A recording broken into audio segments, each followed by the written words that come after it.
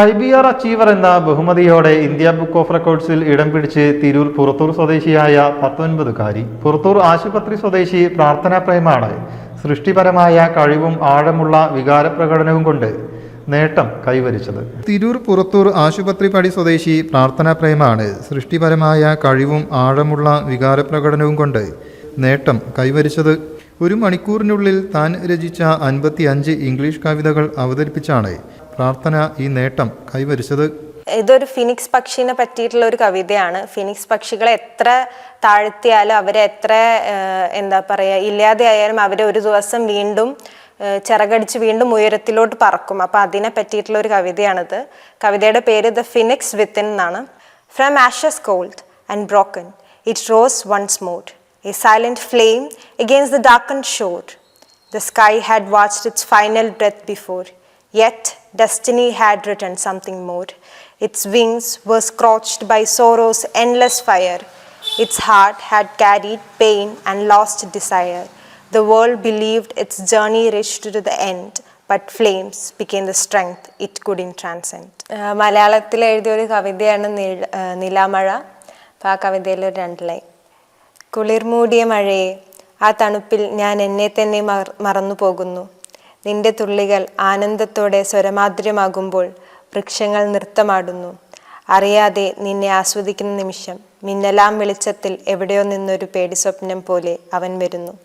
അവൻ്റെ ആഗമനത്തിൽ ആകാശം പോലും വിറച്ചുപോകും. അവൻ്റെ നാദം ഭൂമിയെ പോലും ഭയപ്പെടുത്തുന്നു.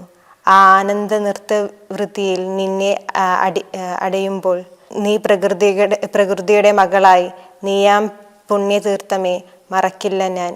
നീ ഭൂമിയെ സ്നാനം ചെയ്യുന്ന പുണ്യജലമാണ്. നീ മായുന്ന നിമിഷം പുഞ്ചിരിയോടെ തുള്ളികൾ ബാക്കിയാകുന്നുവോ. ദുഃഖം, നഷ്ടപ്പെട്ട പ്രണയം, പശ്ചാത്താപം, മാനസിക വേദന തുടങ്ങിയ വിഷയങ്ങളെ ആസ്പദമാക്കിയുള്ളതാണ് കവിതകൾ.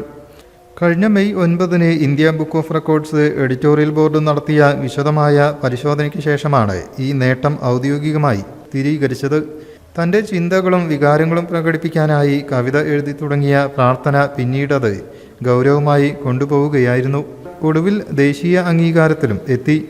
ഈ നേട്ടത്തിന് മാതാപിതാക്കളുടെ പിന്തുണയും പ്രോത്സാഹനവും വലിയ പങ്കുവഹിച്ചിട്ടുണ്ടെന്ന് പ്രാർത്ഥന പറഞ്ഞു. ചില മനുഷ്യവികാരങ്ങൾ നമുക്കിങ്ങനെ സാധാരണ സംഭാഷണത്തിലൂടെ നമുക്കിങ്ങനെ മറ്റൊരു വ്യക്തിയോട് കൺവേ ചെയ്യാൻ കുറച്ച് പാടുള്ള വികാരങ്ങൾ അല്ലെങ്കിൽ അങ്ങനത്തെ ഒരു മെൻ്റൽ സ്റ്റേറ്റ് ഒരുപാട് ഉണ്ടാവാറുണ്ട്. അപ്പം പൊതുവേ ഞാൻ അങ്ങനത്തെ ഒരു ജോണർ ഫോക്കസ് ചെയ്തിട്ടാണ് എഴുതിയിട്ടുള്ളത്. മിക്കതും വളരെ കോംപ്ലിക്കേറ്റഡ് ആയിട്ടുള്ള ഹ്യൂമൻ ഇമോഷൻസിനെ പറ്റിയിട്ടാണ് എഴുതിയത്. അതല്ലാതെ നമ്മുടെ ഭാവിനെ പറ്റിയിട്ടും എങ്ങനെ നമ്മൾ താഴ്ചകളെയും തോൽവികളെയും വളരെ സക്സസ്ഫുൾ ആക്കി കാണാൻ, പോസിറ്റീവാക്കി കാണേണ്ട എങ്ങനെയാണെന്നൊക്കെയുള്ള രീതിയിൽ ഒരു പോസിറ്റീവ് കവിതകളും എഴുതാറുണ്ട്.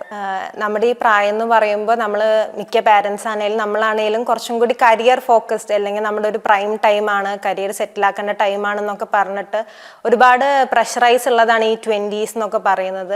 പക്ഷെ അത്രയും പ്രഷറിലും നമ്മുടെ പാഷൻ ഒരിക്കലും നമ്മൾ കൈവിടരുത്. ഇപ്പം എഴുതുന്ന ആളാണേലും, ഡാൻസ് കളിക്കുന്ന ആളാണേലും, ചിത്രം വരയ്ക്കുന്ന ആളാണേലും, ഓരോ കലയും നമ്മുടെ ഉള്ളിലുണ്ടാവുമ്പോൾ നമ്മളുടെ പേഴ്സ്പെക്റ്റീവ്സ്, നമ്മൾ ഈ ലോകം കാണുന്ന ഓരോ പേഴ്സ്പെക്റ്റീവ്സ് വളരെ ഡിഫറെൻ്റ് ആണ്. ഒരു സാധാരണക്കാരിൽ നിന്ന് ഒരു ആർട്ടിസ്റ്റ് എന്ന് പറയുമ്പോൾ അവരുടെ കാഴ്ചപ്പാടേ വേറെയാണ്. അപ്പോൾ ആ കാഴ്ചപ്പാട് നമുക്ക് ലൈഫിൽ വളരെയധികം ഹെൽപ്പ് ചെയ്യും നമ്മളെ മുന്നോട്ട് ഇതാക്കാൻ വേണ്ടി. അപ്പോൾ എന്തെങ്കിലും പാഷൻ ഉണ്ടെങ്കിൽ അത് ഈ പ്രൊഫഷൻ്റെ പിന്നാലെ ഓടിക്കൊണ്ടിരിക്കുമ്പോൾ കളയരുത്. പാഷൻ തന്നെ പ്രൊഫഷൻ ആക്കണം എന്ന് ഞാൻ പറയുന്നില്ല, പക്ഷെ അങ്ങനെ ആക്കുന്നവരുണ്ട്. പക്ഷേ പാഷൻ ഉള്ളിടത്തോളം കാലം നമ്മുടെ ലൈഫിൽ തന്നെ വളരെയധികം ഉള്ളൊരു പോസിറ്റീവ് എനർജിയാണ്. നമുക്കിപ്പോൾ എന്തെങ്കിലും സ്ട്രെസ് റിലീഫ് ആണെങ്കിലും എന്തിനും നമുക്ക് വേറൊന്നും തേടിപ്പോകേണ്ട ആവശ്യമില്ല. നമ്മുടെ ഉള്ളിലുള്ള ഒരു കലേനെ തന്നെ വളർത്തിക്കൊണ്ടുവന്നാൽ മതി.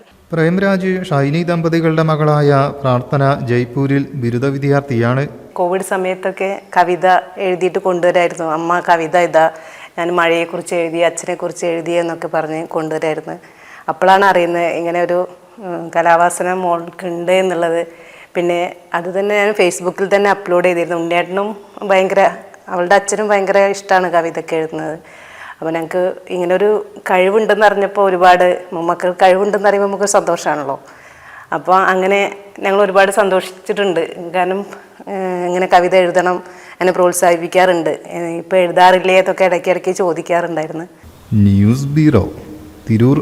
വീണ്ടും ഒരു മഹാ മിഡ് നൈറ്റ് സെയിലുമായി മയൂരി ഏപ്രിലിനെ ഏറ്റവും വലിയ ചരിത്ര സംഭവമാക്കി മാറ്റാൻ 25 മുതൽ 5 ദിവസത്തേക്ക് കേരളത്തിലെ മുഴുവൻ മാർക്കറ്റിനെയും വെല്ലുവിളിച്ചുകൊണ്ട് വമ്പൻ വിലക്കുറവിന്റെ 5 ദിനരാത്രങ്ങൾ വരുന്നു. ഇത് വീടുകൾ പുതുക്കാൻ, പഴയതൊക്കെ മാറ്റിയെടുക്കാൻ, പുത്തൻ ഗൃഹോപകരണങ്ങൾ വാങ്ങാൻ കഴിയുന്ന ദിവസങ്ങൾ. Furniture, electronics, digital and home appliances ഉപകരണങ്ങൾ വേറെ ആര് തരും ഈ വിലക്കുറവ്?